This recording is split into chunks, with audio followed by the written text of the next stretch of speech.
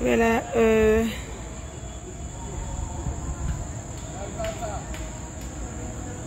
musidɓe on jarama nokku kala ka wontiɗo minen salmini on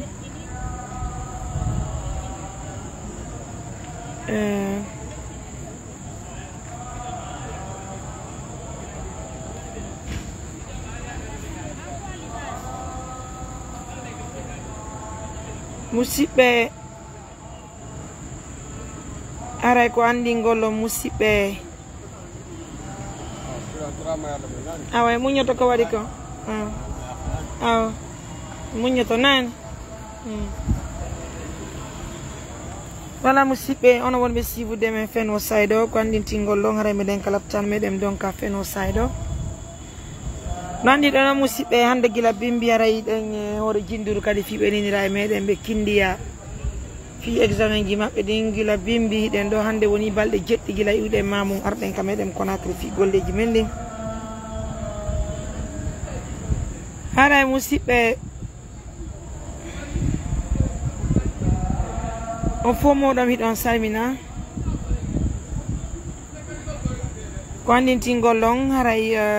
o kotirawa meɗen mo ittuɗen ka meɗen mamum no kasay ɗon anditini ñalande en ittunomo mamum haray adduɗenmo ka meɗen Conakry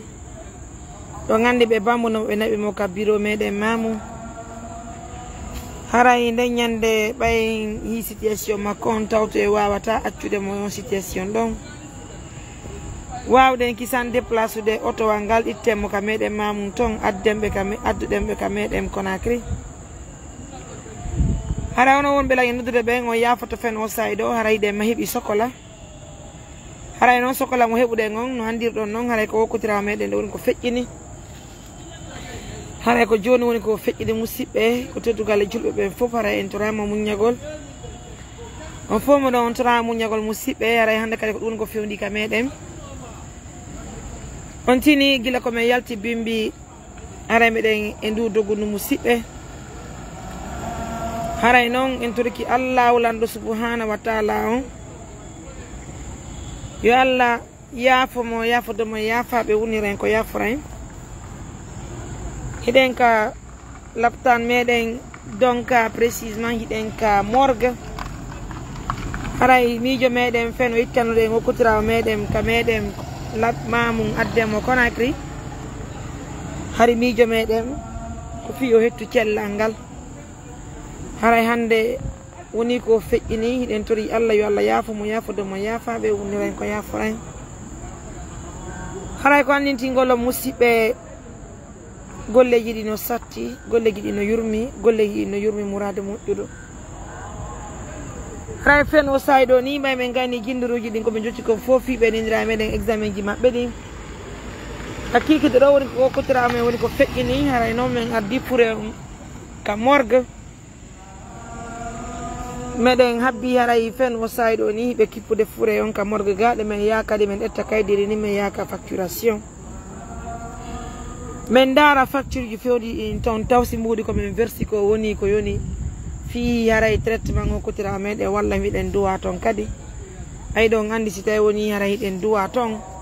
e wawata yaltingol kañum fure on tanki e wawali haray yoɓugol ko duwaɗen kon ton ɗe ko watte muɗum noon haray baba meɗen ko baba kañum sagata on ko mawɓe juuɓi ɗum towi ko menen e mabɓe seno duno kamɓe jokkunoɓe fi worugol takko ɓiɗɗe mabɓe on ka laptani haray baba meɗen hiɓe woni takko amen gaade ɓe holli faale mabɓe on si tawi woni no newani en haray musidɓe koye walluɓe no fure on hutira ka meɗen mamum ɓe inna ko forcé kono ko si tawi no newani en ay haray ko toon ɓeygude nde wontiri haray hiɓe tori en ballal no nattiranen ɓe fure on ka meɗen mamum hiɗon gandi ɗon Allah no waɗi barke e golleji men ɗin hiɗen tori Allah Allah subhanahu wa taala yo Allah dandowa ɗum ɗo ko ɓaadi yo Allah dikkinanɓe ɓen fof musidɓe haray so yi assistance humanitaire d'urgence hino yande nawon ɓe ɓen ka fulasoji kippa no ɓe hewtira ka laptaniji ara daro kippa piji ɗi murade moƴƴuru finon e cellal heɓora yo Allah dandu kadi si tawi woni fatude ari e muɗum men daro men kippa kañum feƴƴinɗo on no fure on hewtira ka morgue no ɓe kippira ɓe waɗiranani ɗum ɗon fof ka forme on haray teddinen hay mawɓe men ɓe musidɓe men kippana men nattira haray fureji ɗin ko fi haray teddingol julɓe Allah ɓen andi taw andintina julɓe Allah ɓen fof ko hiɗe waɗi o ande ko Allah lano subhanahu wa taala o muuyi haray noon la gande yimɓe buy fati noddugol encore mbiɗo branche téléphone an on par ce que guila duɓi meɗen e golle lan branche téléphone an ko waton lan e noddude ɗon haray ko whatsapp on tu woni disponible ɗoɗe ka 629 88 43 94 ko whatsapp makko on disponible aray ko noon wonire musidɓe en tondiri yallagol batte Fatou Nene haray kañum baba meɗen tu peux appeler le vieux s'il te plaît e julde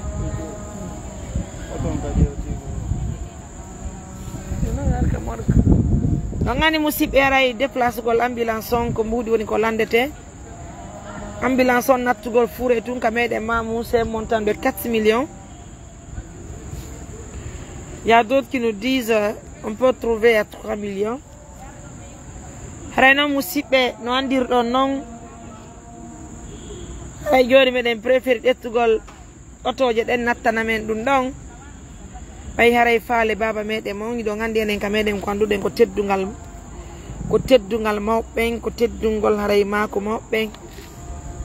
haray mawɓen holli wondema hiɓe faala si tawi woni feere no heeɓo haray ɓe yoɓini en duwa hiɓe weltani en ko murade moƴƴuru batte ko dañciɗen ko ɓiɗɗe maɓɓe on haray ɓay ko ma maaye si tawi woni goɗɗo nawni o waddama ka labtan o dankama a yurminama o teddinama ha ñande Allah muuyi ko sati ko musidɓe haray ɗen tangini hanta ko peut être julɗo ko wawata o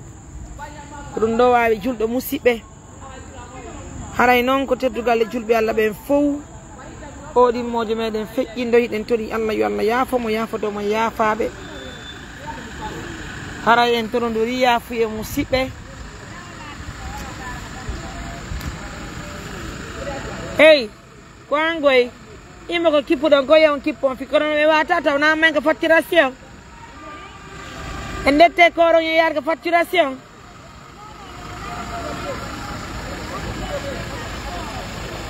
na assalamu alaikum woni jam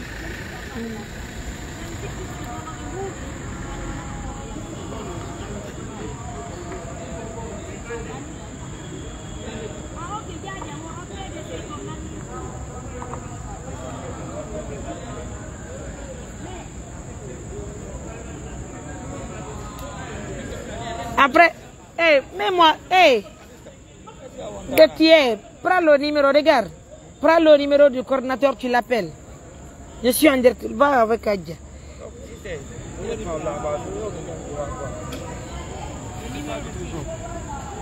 Mini, note du coordinateur, on doit à toi. Appelle le coordinateur, tu l'informes. On va voir la faisabilité. Bien, donc combien de pourcents à Denalang? Ah, wow.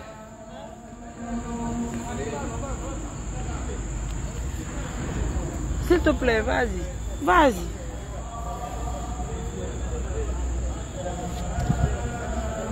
Alors, il faut des miami, pas de mots, bento, de.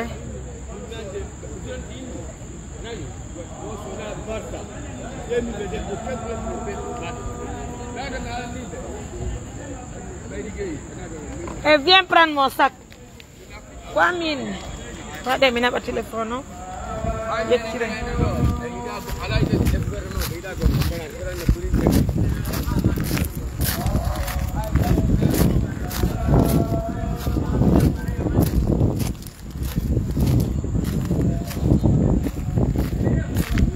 Baba, assalamu alaikum.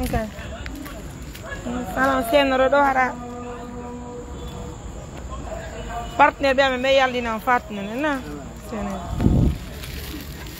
Wai senari ba.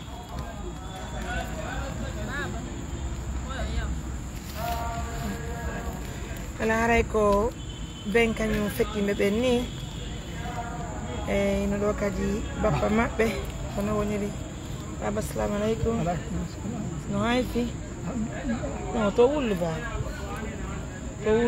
nani muñe dogu baba muñe nani muñe dogu baba muñe nani du'an ko Allah ko aljanna amin Allah dandu on ko humdo amin Allah ko on ko faala hala ko dagi ko wonni e nafa e barke yo Allah wadu barke e amin Allah wadu barke e gorol mom yo Allah wadu barke e be mom Allah wadu barke e tonu dal gonga Allah weltan ko amin Allah halam ko tumbo munye baba munye nay baba munye baba assalamu alaikum wa alaikum assalam jam alhamdulillah waifi hayfi alam tora munye gol batte fatne men nani wali men torike on kadi ko yalla ko yalla sati Allah torike Allah subhanahu wa ta'ala kan ko ya khoto kala fa yalla ya ko yalla hinnum la yakut ma yidin ya fa yalla okuma jannat onon kadi ko Allah mari jodi yo Allah yo ko mo torike Allah subhanahu wa ta'ala yo Allah ɓeydu ko woni imɓe Allah yo Allah waɗu barke e ko heeɓi torike Allah subhanahu wa ta'ala yo Allah ɓeydan on barke juriyade yo Allah ɗuɗɗinan en sifa mon ka leydi torike Allah subhanahu wa ta'ala kala ko finance on ɗo yo Allah waɗa on ɗum kam datte ma amin ya rabbi yo Allah ɓeydu arsikugol on arsikaji laaɓi tagi waɗade barke no kayre aduna lakara yo Allah ɓeydan on cellal e arsike duuɓi barke ya hayy ya qayyum bi rahmatika ya arhamar rahimin barke rabbana hab lana wa azwajina wa dhurriyyatina qurrata a'yun waj'alna lil muttaqina imama barke rabbana faghfir lana dhunubana wa kaffir 'anna sayyi'atina wa tawaffana ma'al abrar barke rabbana wa atina ma wa'adtana 'ala rusulika wa la tukhzina yawmal qiyamati innaka la tukhliful mi'ad اللهم صل على محمد وعلى ال محمد كما صليت على ابراهيم وعلى ال ابراهيم انك حميد مجيد اللهم بارك على محمد وعلى ال محمد كما باركت على ابراهيم وعلى ال ابراهيم في العالمين انك حميد مجيد سبحان ربك رب العزه عما يصفون وسلام على المرسلين والحمد لله رب العالمين البركه musidɗo on missibude assistance humanitaire d'urgence oui haray joni baba ko no woniri joni haray ɓe kippande on kippande haray joni habbe men kañum fure on haray joni ndaare no nattiren joni haray fure on joni haray mi waɗa faale mon on nani aba nani on garama nani min weltan on fota min weltan ke groupe mon on fop min du ani ke groupe mon on fop min torki Allah Allah dando on ko hulɗo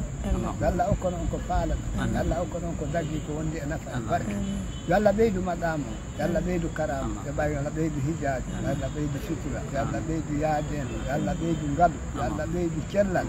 barke gigol ko Allah yiɗi annabijo barke rabbana atina fid dunya hasanatan wa fil akhirati hasanatan wa qina azaban nar